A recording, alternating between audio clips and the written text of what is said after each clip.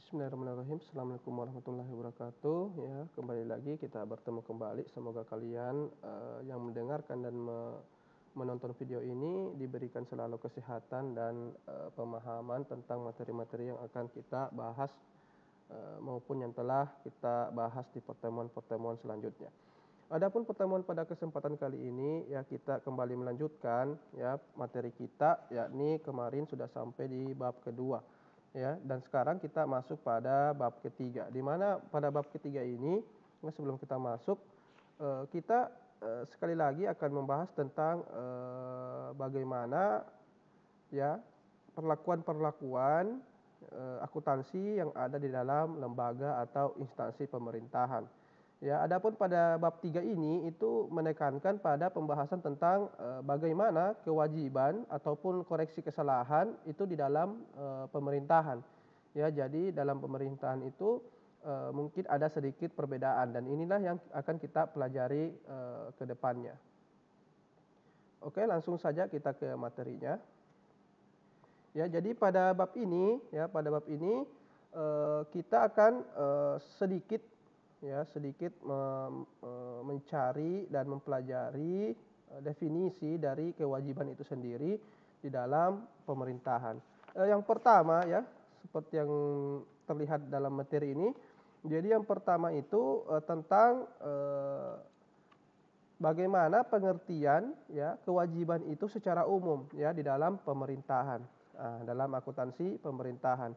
Jadi selalu yang saya ingatkan bahwa dalam pemerintahan itu kita selalu berpatokan pada aturan-aturan yang dikeluarkan oleh pemerintah ya. Jadi mulai dari pengertian, bagaimana cara pengaplikasiannya dan aturan-aturan yang lain itu sedikit pasti memiliki perbedaan dengan akuntansi bisnis atau akuntansi pada umumnya. Ya, kenapa? Karena memang seperti yang pertemuan-pertemuan yang lalu kita jelaskan bahwa dalam pemerintah itu orientasi bukan kepada keuntungan, bukan pada bisnis, tetapi kepada pelayanan untuk masyarakat atau pelayanan umum.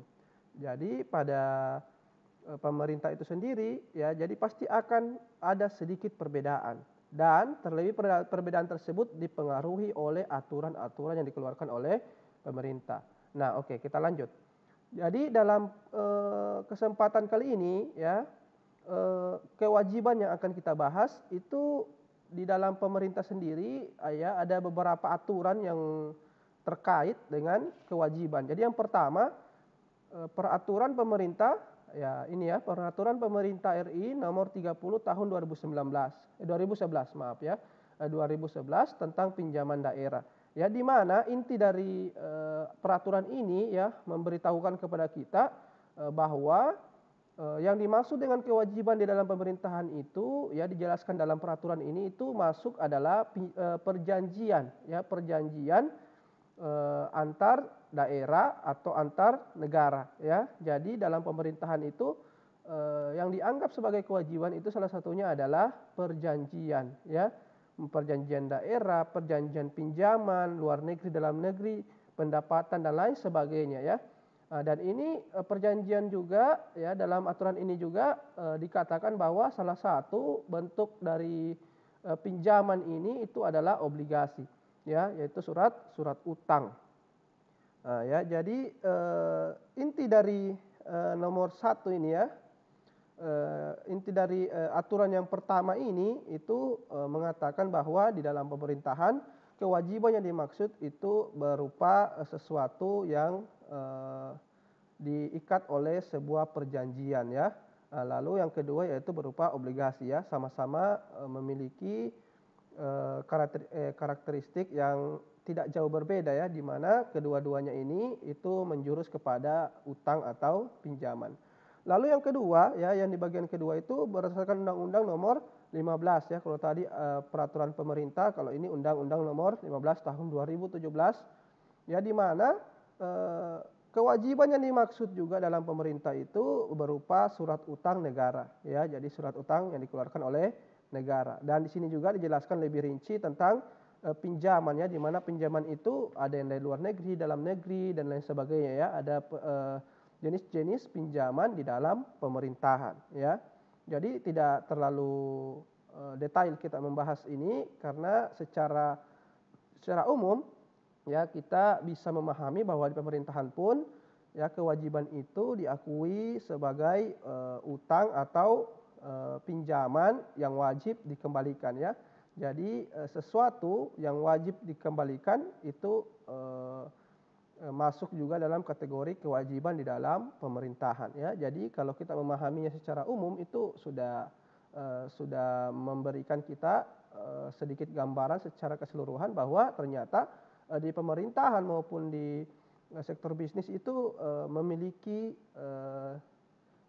kesamaan, ya, memiliki kesamaan. Di satu sisi juga ada perbedaannya, di mana perbedaan ini lebih menjurus kepada di pemerintahan itu sendiri diatur jenis-jenis pinjaman tersebut atau kewajiban tersebut. Oke, lanjut di sini, ya. Di sini masih berhubungan dengan hal kewajiban tadi, dan ingat di bab 3 ini itu ada 2, ya, tentang kewajiban dan koreksi kesalahan. Nah, adapun di dalam aturan yang berikutnya ini itu membahas tentang bagaimana koreksi kesalahan itu di dalam pemerintahan, ya. Jadi kalau kita sudah mempelajari tentang akuntansi bisnis itu pasti banyak mengetahui tentang hal-hal seperti ini. Karena memang tidak menutup kemungkinan kalau dalam pekerjaan kita itu mengalami kesalahan-kesalahan, namun di dalam akuntansi itu harus selalu ada jalan keluarnya untuk menyelesaikan kesalahan tersebut. Ya, jadi yang pertama di sini dikatakan, ya, jadi di sini jadi yang pertama itu adalah koreksi, ya. Koreksi ini yang perlu kita pahami bahwa dalam pemerintahan itu, ya, koreksi yang dimaksud di sini, ya, itu adalah hal-hal yang perlu diposisikan sesuai dengan keadaan yang sebenarnya, ya. Jadi dalam aturan ini koreksi yang dimaksud di sini itu adalah membetulkan sesuatu pada posisinya, ya. Jadi bagaimana posisi seharusnya, maka itulah yang harus dikoreksi. Kalau dia misalkan tidak salah, maka dia harus dikoreksi. Koreksi yang dimaksud di sini dalam pemerintahan itu tidak sesuai dengan posisi yang seharusnya. Atau misalkan kalau kita nominal, ya nominal yang seharusnya.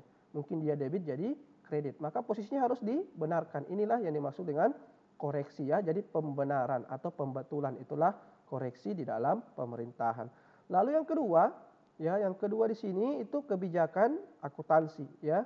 Jadi adapun di sini itu dalam aturan ini juga, ya, dalam peraturan pemerintah ini dimasukkan tentang bagaimana kebijakan-kebijakan di dalam akuntansi pemerintahan itu, ya. Jadi agak berbeda. Kenapa? Karena kita sekali lagi berpatokan pada aturan.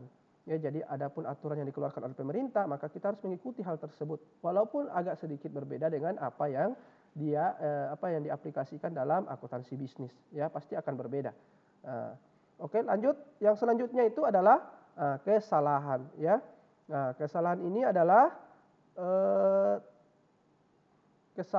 sesuatu yang terjadi, ya, yang memang dari awal sudah harus dikoreksi, tetapi tidak sempat dikoreksi hingga periode lewat, ya, periode berjalan itu sudah berakhir.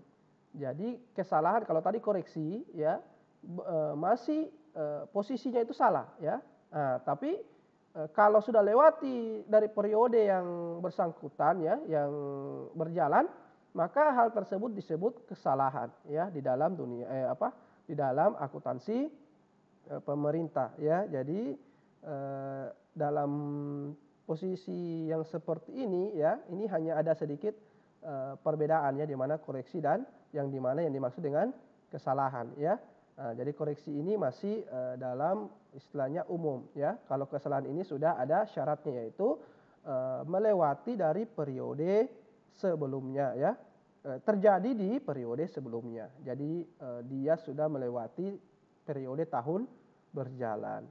Oke, lalu yang berikutnya, ya, di sini di aturan ini juga, ya, disampaikan bahwa dikatakan yang namanya peristiwa luar biasa, ya. di mana peristiwa-peristiwa ini terjadi bukan karena kesalahan-kesalahan orang-orang yang bekerja di dalam instansi tersebut, tetapi lebih condong kepada hal-hal yang tidak bisa kita kontrol sendiri, ya, tidak bisa kita kontrol sendirian, ya, sehingga hal-hal mengenai pelaporan dan lain sebagainya itu berubah total, ya, berubah total. Salah satu contoh peristiwa luar biasa yang saat ini kita alami itu adalah pandemi virus, ya, pandemi virus. Jadi hal tersebut akan membuat, ya, laporan-laporan yang awalnya mungkin kita sudah prediksi akan berjalan dengan baik itu tidak sesuai dengan keadaan yang seharusnya, ya, atau mungkin bencana alam, ya, ataukah mungkin kerusuhan dan lain sebagainya, ya, peristiwa-peristiwa yang memang mempengaruhi hajat hidup orang banyak dan terkhusus untuk instansi yang terkait, ya. Jadi peristiwa luar biasa di sini ya sudah bisa kita pahami, ya. Ini hal-hal yang berada di luar kendali kita, ya.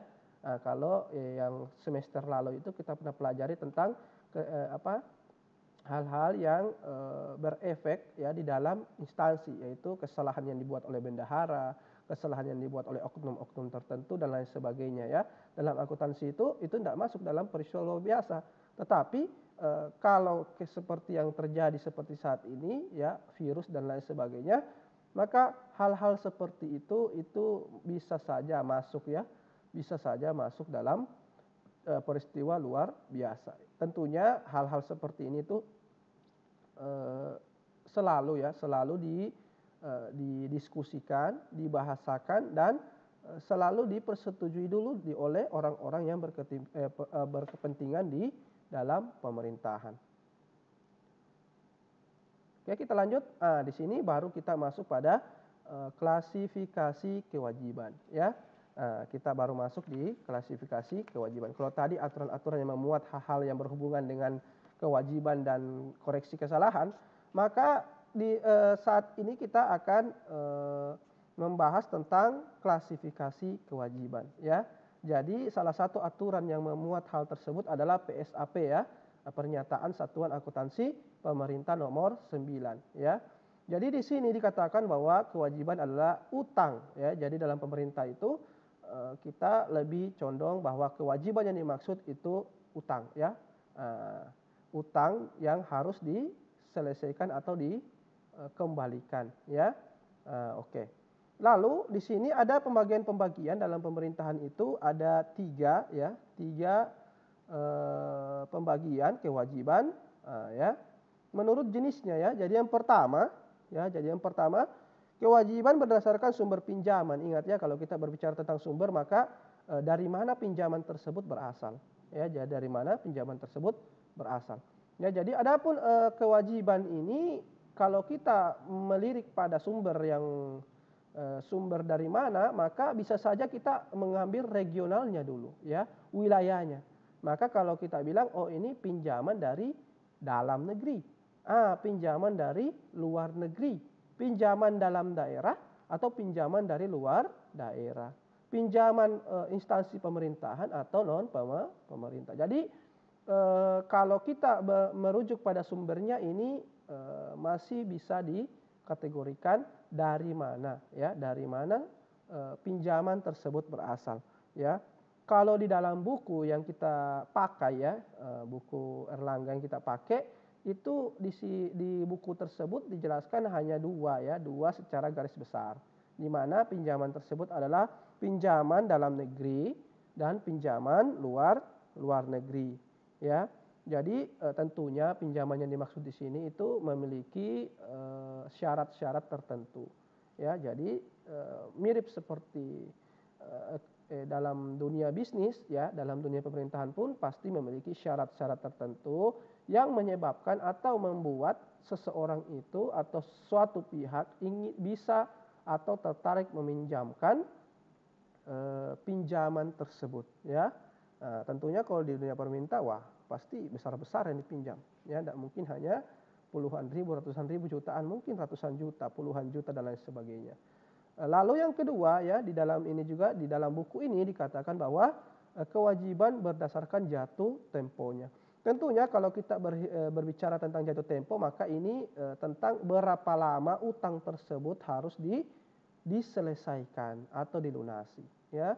Jadi kalau kita berbicara tentang berapa lama, maka hanya ada dua, ya. Hanya ada dua yang di benak kita, ya, yaitu jangka pendek atau jangka panjang, ya.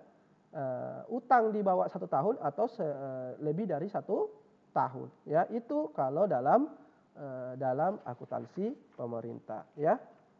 Lalu yang bagian ketiga, ya, di sini ada yang namanya pinjaman pemerintah daerah, ya. Ini adalah beberapa kewajiban atau yang masuk dalam klasifikasi kewajiban yang dimaksud dalam PSAP nomor 9, ya. Jadi ada 3 ini, yaitu pinjaman yang terakhir, yaitu pinjaman pemerintah daerah, ya.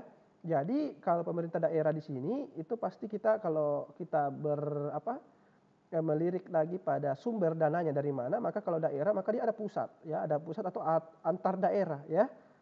Antar daerah atau mungkin di keuangan bank dalam negeri atau bank luar negeri, ya. Pokoknya sumbernya dari mana. Maka itu bisa masuk dalam pinjaman pemerintah daerah. Ingat, ya, kita posisinya sebagai pemerintah daerah, ya. Jadi pinjaman itu pertama, kalau kita lihat dari sumbernya, ya, maka kita bisa mengatakan sumber uang itu bisa saja dari pemerintah daerah lain, dari dinas lain, ya, dari pusat, atau mungkin bahkan dari luar negeri, ya. Tapi biasanya kalau dari luar negeri itu sudah disaring dulu di pemerintah pusat, ya, pinjamannya baru masuk ke pemerintah daerah, ya. Karena ingat, kita ini di dalam suatu wilayah kekuasaan Indonesia itu saling terhubung, ya.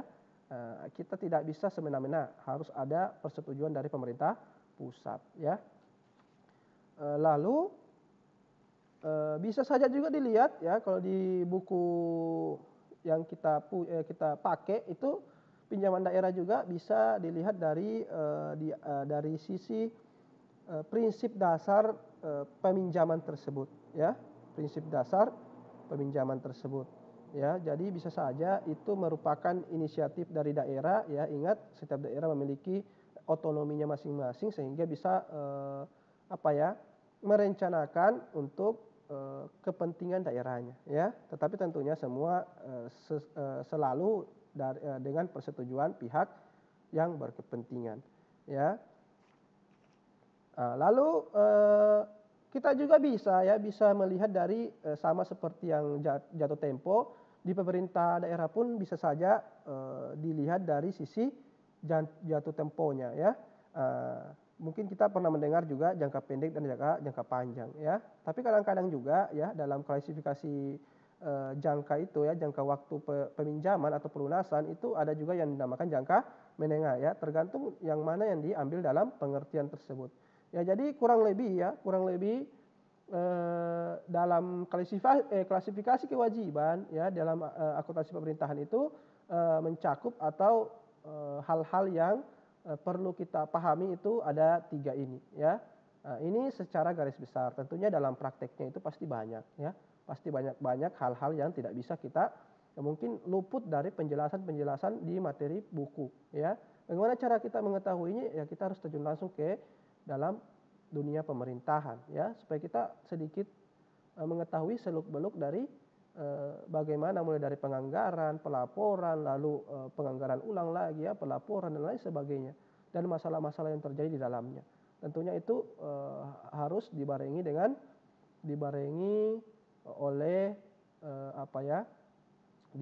oleh keinginan kita untuk mengetahui, ya. Jadi segala sesuatunya itu harus kita memang pelajari dengan baik, ya, dan mengamati apa yang terjadi, ya, karena memang kadang yang kita pelajari itu tidak sesuai dengan apa yang terjadi.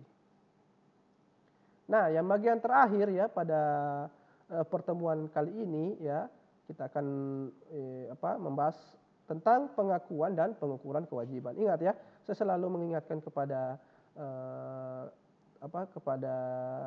diri saya dan orang-orang yang ingin mempelajari tentang hal-hal yang berkaitan dengan akuntansi pemerintahan, bahwa ketika kita berbicara tentang pengakuan dan pengukuran, itu kita kembali kepada prinsip apa yang dipakai dalam pengakuan dan pengukurannya, ya.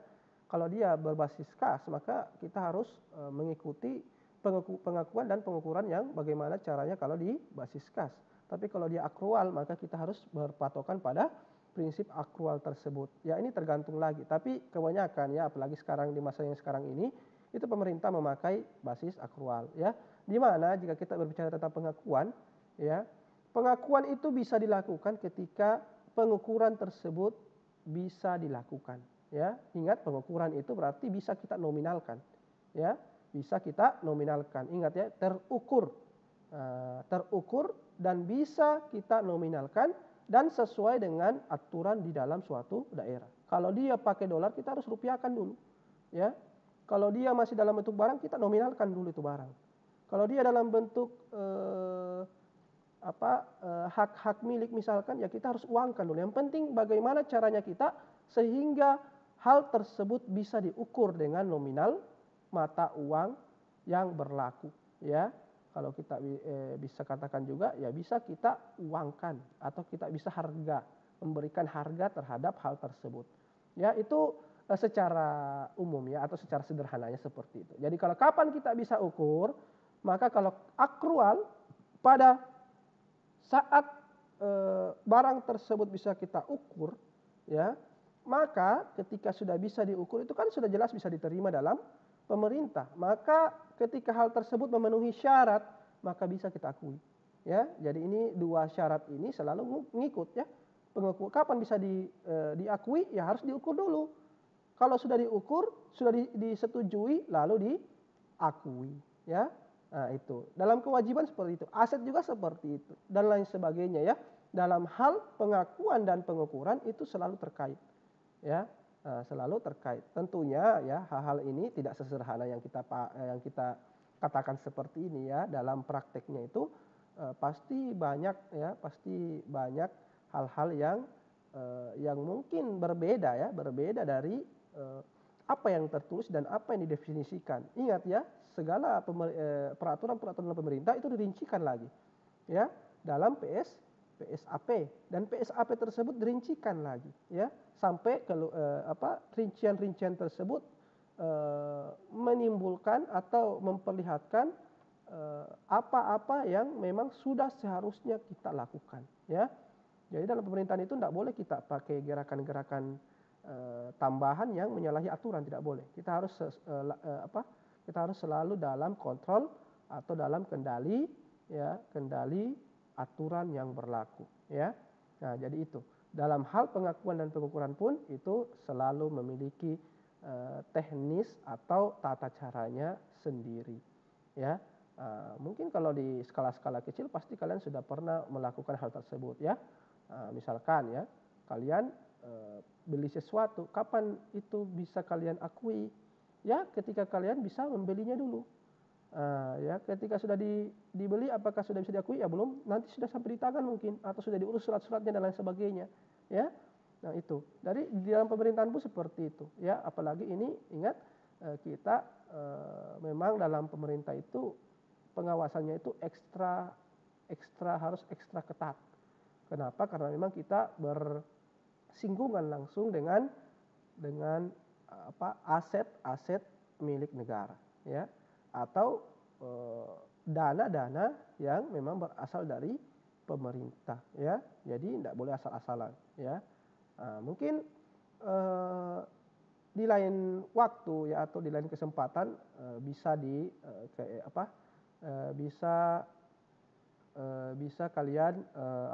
kalian mungkin bisa kalian cari atau kalian simak, ya, menyimak atau mengamati, ya, hal-hal akuntansi prakteknya di dalam pemerintah, ya. Tentunya ini membutuhkan waktu lagi, ya. Apalagi di masa yang seperti sekarang ini itu agak sulit, ya, dan bisa kita ketahui dan cari tahu di dalam video-video mungkin, ya, di video-video lain di mana orang memang memperlihatkan bagaimana tata cara kerja atau teknisnya dalam akuntansi pemerintah, ya. Jadi kita hanya mempelajari basic-basicnya atau dasar-dasarnya dulu, ya, supaya kita mengetahui, oh ternyata seperti ini di pemerintah, ya. Oke, sekali lagi saya selalu ingatkan bahwa dalam mempelajari akuntansi pemerintahan itu kita selalu berpatokan pada aturan-aturan yang berlaku. Tentunya aturan tersebut bagaimana cara perlakuannya itu dirincikan lagi ya, dan bagaimana ketika hal-hal tersebut dilakukan sampai hal-hal kecilnya pun itu harusnya dirincikan ya. Sehingga yang kita lakukan dalam pekerjaan kita atau dalam pembelajaran mungkin itu tidak menyalahi dari aturan yang berlaku. Ya mungkin cukup sekian pembahasan materi kita pada kesempatan kali ini. Lebih dan kurangnya mohon dimaafkan. Jika ada pertanyaan boleh di kolom komentar atau chat langsung WA saya. Jikalau juga ada hal-hal yang mungkin menurut kalian tidak sesuai ya atau mungkin keliru ya bisa diberitahukan kepada saya, karena kita sama-sama belajar dan saya tidak 100% benar, karena apa yang saya katakan juga bisa saja ya ada perubahan-perubahan ke depannya, ataukah mungkin buku yang saya pakai sudah tidak up to date ya, karena memang kami mengajar itu kebanyakan itu selalu berpatokan pada buku yang ada ya. Jadi dan dibarengi juga dengan pengetahuan-pengetahuan tambahan di mana kami juga sebagai pengajar ya mencari informasi-informasi, mungkin saja ya informasi tersebut bisa sampai kepada kami, bisa saja juga banyak hal satu dan lain hal yang menghalangi kami sehingga informasi tersebut terhambat sehingga kami lalai dalam mengupdate informasi yang kami miliki. Jadi mungkin cukup sekian ya pertemuan kita. Saya akhiri, wabillahi taufiq wal hidayah. Wassalamualaikum warahmatullahi wabarakatuh.